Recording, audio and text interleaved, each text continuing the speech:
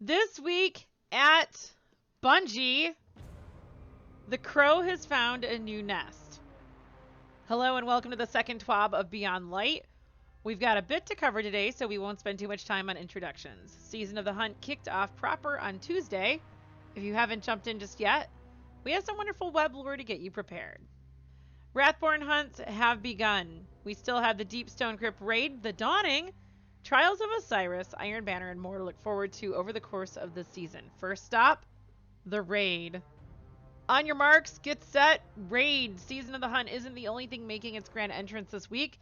At 10 p.m. Pacific time on Saturday, November 21st, the Deepstone Crypt will become available. We've talked through contest mode, shown off some fancy rewards, but we wanted to get in a final reminder before the show begins. First, world verification timeline. Once the raid has been conquered, we will announce that the activity has been completed from @Bungie on Twitter. After this, our teams will start diving into the data to verify that the first completion was clean.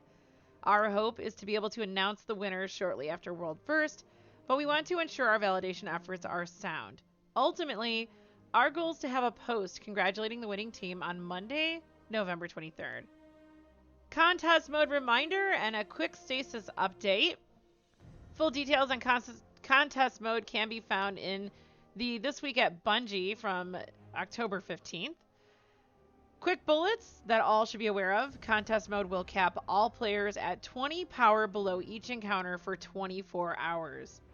Artifact power will be disabled during contest mode. Your team's power cap goal is 1230 for all encounters. Being above 1230 will not provide any additional advantage in the final fight. Earlier this week, an issue was discovered where Stasis was doing large, and we mean insanely huge, amounts of damage to bosses. The team worked at lightning pace to develop a fix for Destiny 2 hotfix 3.0.0.3, thus preventing impact to the upcoming raid. We have a few more notes of general stasis balancing later in the TWAB, so keep reading if you want to know more. This may not be a piece of contest mode, but we wanted to make sure to call this out for those who may have seen an interesting video or two over the last few days. There will be loot! Now, it wouldn't be a race if there wasn't something on the line. While many of you may have seen these rewards on our Instagram or even a preview on the Bungie store website, we wanted to make sure to show off these in a TWAB before the raid released. World first raid title, don't call it a belt. I mean, it looks like a belt. The first fire team of 6 to complete the Deepstone Crypt raid will be declared world first by Bungie from @Bungie on Twitter after verification from the analytics team. Official rules can be found in the Deepstone Crypt help article. Day 1 raid emblem. Complete the raid within 24 hours with contest mode active by 10 a.m. Pacific on November 22nd to unlock this unique emblem. Jacket Quest Parka Edition. Complete the raid by 9 a.m. PST on December 1st to unlock the Bungie Rewards Deepstone Crypt Raid Jacket for purchase. I do like the vest, so that I take comes with it. Additionally, there are 2 deadlines that players should be aware of. Deadline to claim reward code is December 31st. Deadline to purchase is December 31st. For additional details, please refer to your Bungie Rewards page or the Bungie Store pre-order page. Now, only a few questions remain. Have you gotten your power high enough? Do you have your raid team assembled? Are you prepared for battle? I can hear that in Shax's voice. And for those of you who may not be racing, who will you be watching? See you Saturday. It's going to be a blast. Who will you be watching, folks? Securing the entrance, our security team has been working on a variety of projects to sharpen our tools for cheat detection. In the coming weeks, we'll begin rolling out a new security measure for newly created accounts on PC. Our hope is that this deters some players from breaking the code of conduct. For a quick explanation of what's coming, our friends from the security team will be taking the stage to walk you through the process of SMS verification. What is SMS verification? Bungie is implementing a quick account validation step for free-to-play players who want to access our high-stakes PvP modes in Destiny 2 on PC. Free-to-play accounts on PC only will need to link and verify a cell phone number to their accounts via Bungie.net before being able to access those activities. What activities are high stakes? Trials of Osiris, Iron Banner and competitive PvP playlists are examples. As this feature rolls out, we will be looking to how it can grow and potentially expanding it to alternate activities in the future. Why are we doing this? Unscrupulous players can negatively impact everyone's gameplay experience and undermine the hard-earned achievements of others. Bungie takes the threat of cheating seriously. We will continue implementing systems to help verify that accounts engaging in Destiny 2 activities are honoring our code of conduct and terms of service. What do you need to do? If you are a free-to-play Destiny 2 PC player, you will receive a notice in-game the first time you try to access a protected activity. This will provide you with a Verify Now link to follow Bungie.net and process your SMS linking. When you enter your cell phone number and request a verification code, you will receive a quick text message with Bungie code and then a number. Once you enter that code on the Bungie.net page to complete your verification process, you can sign back into the game to get immediate access to the activity you want to play. Once this feature is live, free-to-play PC players will see an image in-game which will walk them through the sign-up process. For announcements regarding the security rollout, please follow Bungie Help on Twitter. We'll also release some help articles over the next week to give full details on the upcoming feature. As a reminder, if you encounter any players that you suspect of cheating or breaking our terms of service, please use the in-game report tool and submit a report using our contact form on Bungie.net. Tuning the Darkness. It's not often that an entirely new subclass makes its entrance into the ecosystem of Destiny 2. The team has been hard at work over the last year building abilities and supers powered by the Darkness. Enemies around the solar system are shaking in fear of your stasis powers, including your fellow guardians in the Crucible. We have some notes from the development team on what has changed with Destiny 2's hotfix 3.0.0.3. We've seen a lot of feedback on Stasis since Beyond Light launched last week. We've heard it's a ton of fun to use, but certain aspects of this new subclass can be frustrating to go up against. Looking at you, Shadebinder Warlocks. We have a few minor tweaks planned to go out in the hotfix. Well, it's already gone out this morning. Our goal here is to do some early tuning to rein Shadebinders back in, while still maintaining their overall efficacy and power fantasy. Stasis changes. Stasis breakout damage reduced from 110 to 90 HP. Adjusted the curve that reduces breakout damage using resilience. Increased the damage reduction effect resilience has so that higher tiers of resilience are more valuable. Caps out at 90 resilience. Penumbral Blast, which is the Stasis Warlock melee, the projectile speed is reduced by 20%, and the range reduced from 28 meters to 16. That is a noticeable difference that I've seen already. Winter Wrath is the Stasis Warlock super. Duration has been reduced from 30 seconds to 24. Winter's Wrath Light Attack, the Stasis Warlock super again, cost reduced from 5% per burst to 4.5% per burst. Cold Snap Seeker speed reduced by 23%. Against Guardians, Cold Snap freeze duration has been lowered from 4.75 seconds to 1.35 seconds, as have Ice Flare Bolts and the Penumbral Blast freeze duration. And the Winter's Wrath Heavy Attack from the Stasis Warlock super no longer affects players who are not encased. With all that said, we believe strongly in the Cosmic Ice Wizard fantasy in PvE, so we're trying to target changes where we can towards the PvP experience specifically. With Stasis, we tried to push the sandbox in new directions, and that increases the likelihood that we introduce something spicier than normal. When it comes to crafting new abilities, we believe the risk of shipping something a little hot is better than playing it safe and shipping something that doesn't get you excited. As always, we're going to be using data, playtesting, and feedback to help refine our direction and where we're going to keep responding. This will not be the last change to Stasis this season. As we get closer to future changes, we'll make another appearance in the TWAB for a patch note preview. Thanks for playing, and we'll see you out there in the wild.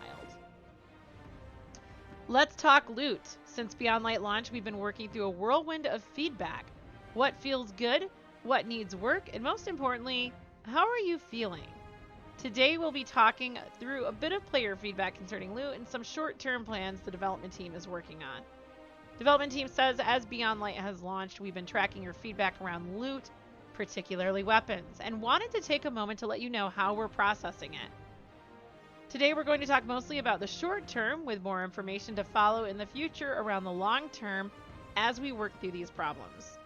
Infusion caps are intended to help keep Destiny 2 evolving. and ensure that every release, the new rewards are exciting and relevant to the meta. However, we agree with your feedback that there's currently not enough variety in the world loot weapons available to players this season.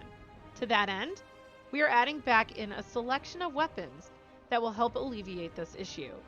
We will also be watching to see how the landscape changes with the addition of weapons from Season 12 and this week's raid launch. We also agree that getting near-cap weapons from random world drops is frustrating. Thus, we are removing those from the pool and are weighting drops more heavily towards newer weapons. Here's a list of adjustments to the World Loot Legendary Weapons pool you'll see on November 24th hotfix. Remove all legendary weapons that hit their infusion cap at the end of this season. Add all 7th Seraph weapons from Season 10. Add all of the Season 11 seasonal and planetary reprisal weapons. Weight drop chances, so the newer an item is, the more likely it is to drop. My concern is that the weapons from the Dreaming City are not OP and should be included as current weapons, and so should the Moon weapon. While we are not yet ready to dive into the long-term strategy yet, we are listening to feedback and watching how the player build landscape evolves over these first few weeks of Beyond Light, and incorporating that feedback as we plan out future seasons. Feedback never stops, and we're always excited to hear how you're feeling about Destiny 2. Keep it coming. Bashing some bugs. This last week has been a whirlwind. New content, new bugs, and new investigations. Destiny player support has a full report of what we've found and what we're still on the hunt for. This is their report. Hotfix 3.0.0.3 today, November 19th. Maintenance for Hotfix 3.0.0.3 will begin. It has begun already. The timeline has already been completed. Hunt or be hunted. This week's Season of the Hunt activities and story content unlocked for Season Pass owners. In order to access the season intro mission, players should make sure to have completed the initial Forsaken and Shadowkeep story missions, which are free to all players. Players should also make sure to have space in their quest inventory prior to interacting with Spider or the Crow in order to acquire seasonal quests. For more information on Season of the Hunt, please visit the Season of the Hunt guide. Artifact pickup. We are currently investigating an issue causing players who acquired the seasonal artifact before completing the full New Light Tower introduction to be blocked from progressing in the Season of the Hunt story admissions. New Light players should be sure to complete the full tower introduction prior to picking up the seasonal artifact from Zavala's office. We are continuing to monitor for reports of veteran players encountering this issue. If you believe you've been impacted by this issue and are not a New Light player, please report to the help forum. Destiny add-ons. Players who encounter issues with their season pass, expansions, or Beyond Light character boost are encouraged to view the Purchase Destiny add-ons help article for information and troubleshooting steps they can take. PC migration and Battle.net login ending soon. Beginning on December 1st, 2020 at 9 a.m. PST. Logging and using Blizzard Battle.net accounts will no longer be possible on Bungie.net or the Destiny Companion app, nor will users be able to migrate their Battle.net account to Steam. Users who only have a Battle.net account linked to their Bungie profile are strongly encouraged to either link another platform to their profile or to perform PC migration on Steam, unless you already have a Destiny 2 Steam account. Known issues. While we continue investigating various known issues, here is a list of the latest issues that were reported to us in our help forum. We've identified an issue where the Vanguard Strike playlist difficulty was unintentionally set to 1100 power. We are developing a fix to reduce the recommended power of Vanguard Strike's playlist to 1050. The Exo Strangers Weekly Challenge is mistranslated in languages other than English. Players need to defeat combatants with or affected by stasis off of Europa. Sparrows on Europa are not properly despawning. Meleeing as a Titan while using the Stasis subclass can result in a visual of multiple rapid punches. The lift tubes in the Warden of Nothing strike can close before all fire team members are successfully through. The lift tubes in the Warden of Nothing strike fully drain super energy. The war stat heroic public event in the Moth Yards of the Cosmodrome doesn't count completions for objectives. Yellow subtitles will appear as white even when the yellow option is selected. The Braytech RWP Mark II no longer appears as owned in collections for some players. High-value targets reward chests. Do not grant the proper amount of glimmer. The holograms on the Stella Incognita band and the Bond of Last Departure ornament bounce aggressively. The eyes on the Phenotype Plasticity mask no longer glow red. Adored cannot be reacquired from collections. In-game PlayStation friends lists are missing large amounts of online friends.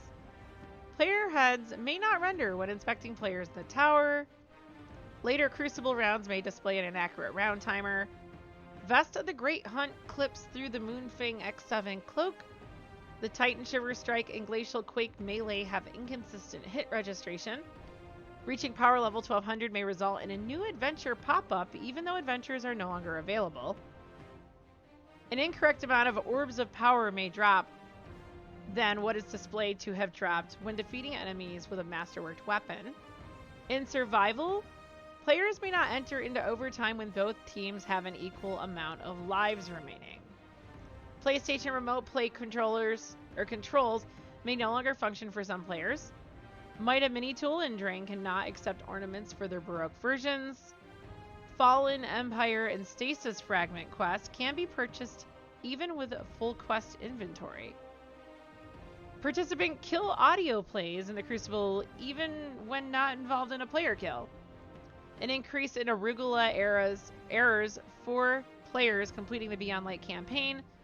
The Insight Terminus Strike Kargan will continuously perform ground slams and not allow players to progress past the conflict stage. Combat Drill Bounties say they require clash kills, but actually require kills and elimination. Players may be directed to reacquire the seasonal artifact from Zavella's office when they already have it in their inventories.